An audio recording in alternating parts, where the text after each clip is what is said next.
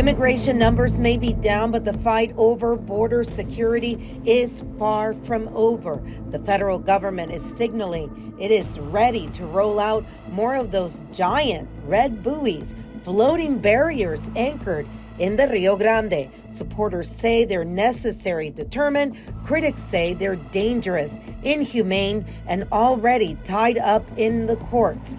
And as migrant crossings drop, criminal organizations are changing course. Cocaine seizures are climbing, bringing back the kind of large-scale smuggling we haven't seen since the 90s. Authorities are calling it Cocaine Cowboys 2.0. I'm Yami Virgin in San Antonio, Texas, for another edition of Immigration Crisis, the fight for the southern border.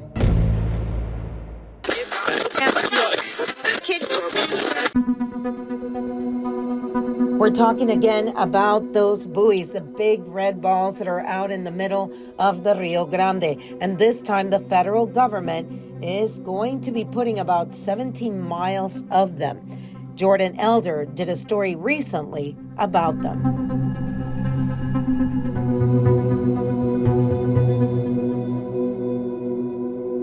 I went out last August, was invited to kayak right beside them. So did have the opportunity to see them up close. And it was really pretty startling to see how much it has changed with all of the plants that are growing right beside and in between the buoys. Representative Vicki Goodwin, a Democrat from Austin, says new footage from the floating barrier in the Rio Grande is concerning. The buoys, for the most part, are not floating. They are sitting on top of sediment. Dr. Adriana Martinez captured these videos as she collected sediment samples around the barrier, studying the impact it's had on the river around it. She says the barrier is currently acting like an island. That the change that's happening around the buoys is happening much faster than I thought it would. She says one of the prime examples is this dye release, which she says shows water flowing much faster on the American side of the river. Goodwin sits on the House Homeland Security and Public Safety Committee, which often covers border issues. I think I will certainly raise the issue and raise the point that the buoys are having an environmental impact. Especially now that the buoys have been in the water for a year. You know, again, what is the goal of having the buoy barrier up? I'm sure it's intended to slow down immigrants coming across, but are there better ways? Goodwin says ideally the state would work with the federal government on reforming immigration. But Texas Governor Greg Abbott has repeatedly told us he plans to secure the border if the federal government won't, and he'll take the buoy case all the way to the Supreme Court if he has to. Martinez will soon take her samples back to her Illinois lab and hopes her results help educate people in Eagle Pass and beyond. And then hopefully I'll be able to get access again to look at how the area around the buoys is changing over time. And now we have Jordan Elder with us. Jordan, we just finished listening to your story.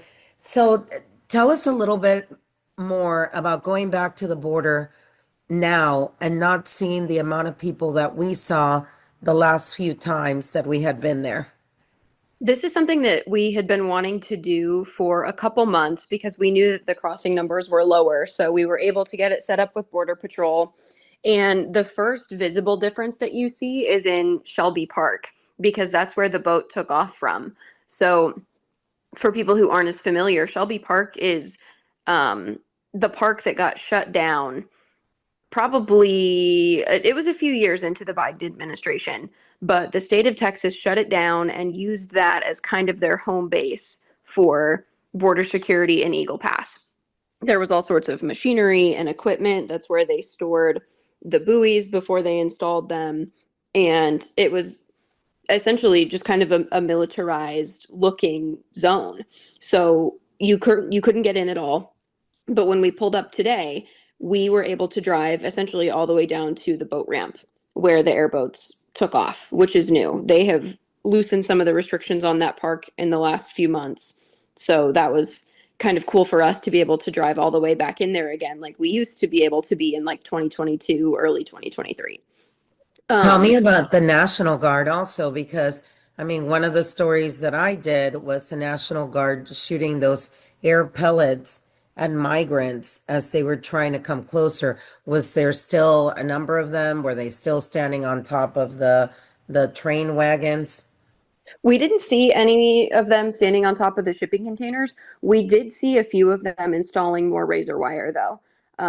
We saw that from when we were in the boat on the river. You could kind of see them on the US side layering more on there. That was one of the things about the trip that stood out to me the most, and we mentioned it in the story. There is so much razor wire and concertina wire on the US side of the border. All the way up the hills by the river, there are just layers of it. And I had asked the Deputy Chief Patrol Agent, Milton Moreno, there are still a lot of pieces of clothing stuck in there. And he was telling me that that's likely left over from 2023, early 2024, when we saw those mass surges. Because at that point, people just wanted to get on U.S. soil. They didn't care if they were going to get hurt in the process. And so there's a lot of clothing still stuck in there, and it's kind of unnerving to see, because those, if it ripped those people's clothes off of them, they were probably injured trying to get in. When you were going down the river, and yeah, those shipping containers, I mean, the whole look of what the area used to look like has completely changed. So when you guys were going down the river, what else did you notice other than, the shipping containers? Was there anything else different as far as the flow of the river, how high the river was? What else did you notice?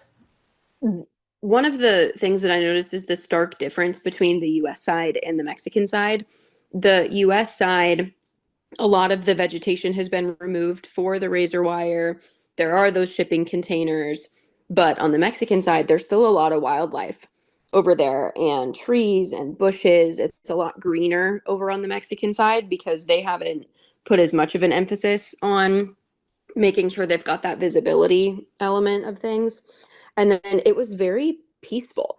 It really is such a beautiful river. And I had never seen it from that perspective before, but especially with the low number of crossings that we're seeing all across that sector, it was really nice, and the weather was nice. I can see why the community of Eagle Pass loves to be out on the river. It was really nice, and we went all the way up and down. We didn't see a single person cross. There were a few fishermen out on the Mexican side, and Border Patrol tells me that's usually pretty normal, but things were very quiet. And of course, you did see the alligator. We did, yes. I mean, again, those alligators have been there for a long time. They were not put there purposely as the ones out in Florida at, what do they call the facility? Alligator Alcatraz, yes. Yes, yes. So, I mean, for you guys to see the alligators out there, everything else, I mean, that wasn't put in there as a deterrence, right? No, no. And Border Patrol made that clear too. They were saying, this is just, we pass this guy sometimes. The alligator was funny too. When he heard the airboats coming, he came out to say hi and was kind of bumping the bottom of the boats because things have been so quiet. They were kind of saying that he always wants to come out and see what's going on now because things are so calm. But no, Border Patrol did not put that alligator there. But I was shocked at how close it kept getting to us. I never felt unsafe at any point, obviously, but it was interesting to see because sometimes you forget that kind of wildlife is just out there naturally. Yeah. So that was interesting to see. Yeah, the alligators, the moccasins, you still have rattlesnakes. I mean, it's normal. Let me ask you also, while you were out there, we have a story that is airing this coming week called Cocaine Cowboys. And in Texas, we had the cocaine mafia. It was a huge cocaine smuggling ring that was going on in South Texas. Did they talk to you at all about the number of drugs that they're getting now in that area, Eagle Pass? They're stopping a lot at the port of entry in Eagle Pass. I asked about cartel activity in that sector along the border, and they were saying that it still exists, but it's slower than it had been previously. Chief Moreno reiterated several times that the cartels are never going to stop trying to make money. They're always going to try to find a way to get people into the U.S. and their products, which are drugs, into the U.S. So he said it's kind of a game of cat and mouse, trying to figure out how do we get one step ahead? Then they're going to respond. So then how do we react? I asked about drone activity because in previous months we were hearing a lot about cartel drones that were scoping out where Border Patrol and the military were positioned on the border. He said they're not seeing that as much anymore, but it does still happen. And they are really, really excited about some of the new technology that's going to be coming their way as part of the big congressional spending package, because that's going to give them more ground detection sensors, for example, and equipment so that they might be safer as they try to respond to some of these things and some of these threats that come across the border, and then better drug detection technology as well. Interesting, because when we were in Laredo last week, the drone activity there has definitely gone up according to DPS, and they're catching a lot more cocaine coming in. So, what else did he tell you, or what else do you think is going to be coming up? Because it has slowed down, but again, the cartels are they're a business. They have a business model and they have to pivot depending on what's going on. They're no longer making money from migrants, so it appears that they're moving back to, the smuggling of drugs, and that's why they're seeing more big bust of cocaine and meth. So what else did they tell you that they're expecting to see? They are seeing a lot more brazen attempts to cross the border because the people who are crossing now, they've told me, are really not the people who are seeking asylum. Essentially, they say the people that are coming across know they're going to get turned around, or they know that they're going to eventually be deported back to their home country or to another country that's willing to accept people. So a lot of people are trying to fly under the radar, or they're making more dangerous attempts in hopes that they won't get caught. And so they're seeing more of that, of people trying to kind of sneak through. They're doing things that are significantly more dangerous because if they don't fly under the radar, they know they'll get caught. Chief talked to you about the number of truckers, because now in Texas, you have to be able to speak English and Spanish in order to come across. Did you guys talk about that at all while you were out there? We really didn't. I've put in some questions to Texas DPS about that because DPS is going to be doing those English exams with the truck drivers. There is a federal element to it as well, but I've really only talked to DPS about that. Okay. Yeah. And I thought it was interesting. I just saw, I think we reported it yesterday, that they're now going to be experimenting in Texas with driverless 18-wheelers, which to Yes. me, it's a little scary. I mean, it's one thing to see those, what do they call them? Yomos, the ones that drive around in Austin without, a driver, kind of like Uber. Yeah. But to see an 18-wheeler without a driver, I think that would cause me to have a little more concern seeing it. I, Right. Well, just because they're yeah, so big too. We talk about Waymo, and there are some Waymo, there self-driving you go. Teslas, but those are much smaller vehicles. I don't think the trips are as long. Yeah, I definitely want to learn more about that with the 18 wheelers.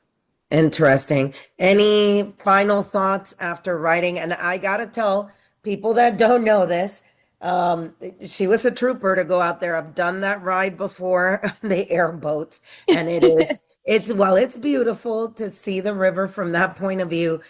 It is hot and you have bugs all over. Yes, they warned me though. Border Patrol was very nice. They knew I would want to know that I would need to bring glasses or goggles so that the bugs didn't hit me. And they know that I like to talk. And so they warned me, hey, keep your mouth closed when we're moving on the airboat or you're going to catch some bugs. And so Oh my I gosh, did. tell the I didn't reporter get, not to talk. yeah, I didn't get any bugs in my mouth, but one did smack pretty hard off of my safety glasses. So I Wow. was glad that I had them. Yeah, and you're going pretty fast, and it's amazing to me how they know exactly where the low points in the river are because they go up and down the river so often. You have some spots that there is no water whatsoever. They navigate it really, really well. I noticed they kind of knew where to avoid and what path to take. It was really interesting to see. All right, Jordan, anything else coming up in the next few weeks?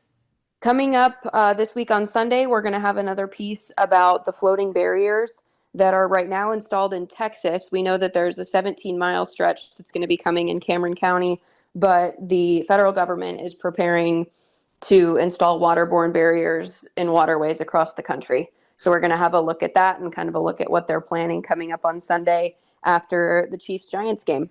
Yeah, the border buoys. I tell her she's Yes. obsessed with those. And I am. I mean, and in all reality, we spent some time there. To me, the video that was most telling, and I know I've shared it before, is when you see the migrants just walking along the top of it, laughing like nothing. I mean, they just walked on top of them and jumped over on the other side, and they're very expensive. So I really want to see what you get on that. Absolutely. And that's for some perspective. Right now, there's only about a quarter mile installed near Eagle Pass. There's going to be 17 miles in the river down by Cameron County, one big continuous stretch from what it looks like on the maps. And so I think that the hope is that things will be a little bit different, that you won't be able to just walk around them if you keep going for a quarter mile, because you eventually are going to have to either go over them, or the hope is that you will see them and decide, I'm just not going to cross here at all. Yeah, and I mean, talking to DPS on the story that I'm airing next week, I mean, it holds true. The cartels have more money. Criminal organizations have more money than Border Patrol DPS could ever have. So these buoys, for us to be putting them in and thinking that it's going to stop a major criminal organization that makes billions of dollars a year, it's kind of crazy. But let's see what happens. Thank you, Jordan. Anything else you wanted to give us coming up at Border Watch? People can watch it because I know we have a lot of people that tune in from other parts of the world. So Border Watch, you usually have it up on YouTube, correct? Yes, it's always on YouTube. We post it on both the News 4 and the Fox SA YouTube pages every week. So if you want a more in-depth look at this ride along, we gave you pretty much all of the footage as we were cruising up and down the river. You can see the full interview with the Deputy Chief Patrol Agent. All of that's on YouTube right now.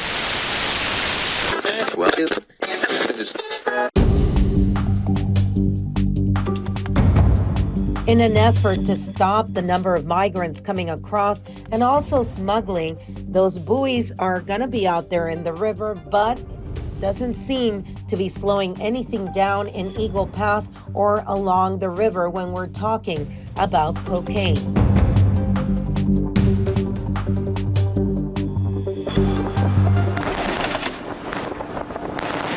It's a surge most people were not expecting, but law enforcement was waiting for it. Just in the last few weeks, cocaine has surfaced across South Texas highways,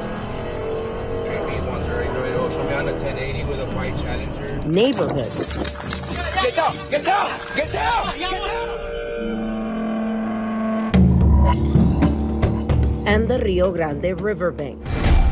Starr County DPS troopers spotted 4 men in camouflage crossing the Rio Grande. They dropped their backpacks and took off back into Mexico. Texas troopers found 69 pounds of cocaine worth more than $2.2 million. Webb County DPS stopped a Dodge Challenger and found 25 pounds of cocaine worth $150,000. And just recently, New Braunfels officers stopped a pickup truck on I-35. A Seguin K-9 unit hit the jackpot, finding 44 pounds hidden in the floorboard. Street value $1 million.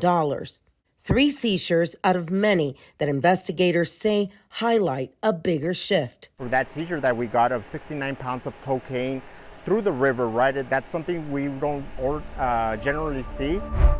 Sergeant Eric Estrada is with the Texas Department of Public Safety. Multiple subjects running behind property with them. He says for years, migrant smuggling brought cartels billions, but with fewer crossings, criminal organizations are looking for other ways to generate cash. Now they're desperate, right? They're looking for other avenues to get money, right?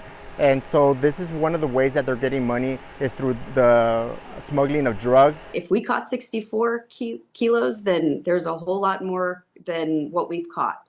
We generally catch about 2% of everything that crosses the border. So, the price of cocaine on the street is extremely low, which tells you the supply is big. And cocaine is definitely back as a party drug.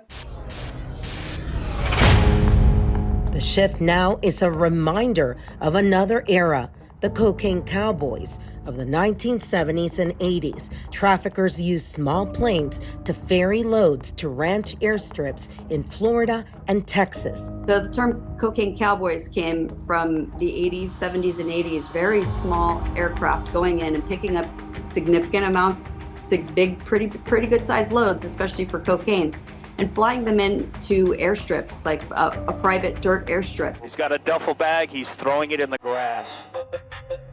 Retired DEA special agent in charge, Tony Hubbard, spent decades investigating cartels.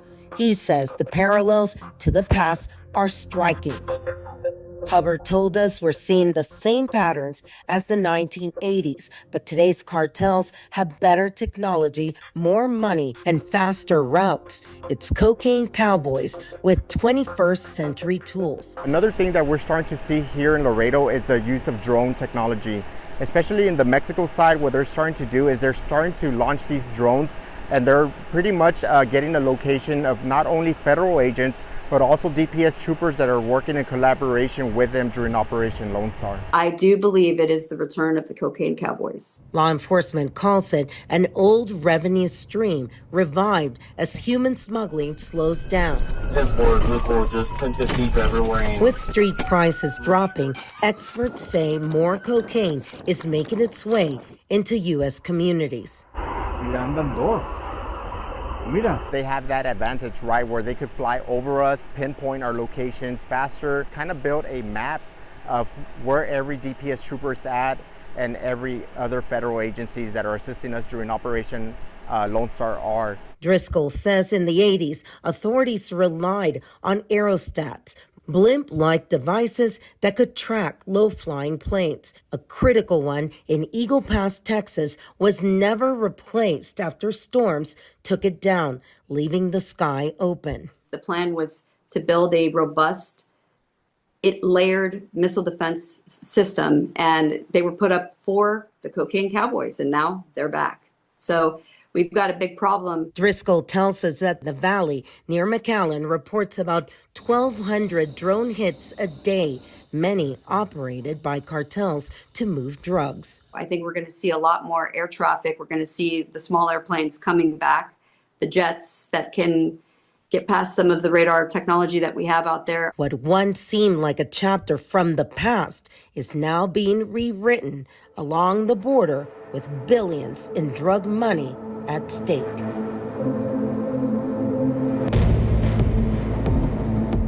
Thanks for joining us again from San Antonio, Texas. I'm Yami Virgin, where we continue to be the eyes and ears of the southern border. Join us next time for another edition of Immigration Crisis, the fight for the southern border.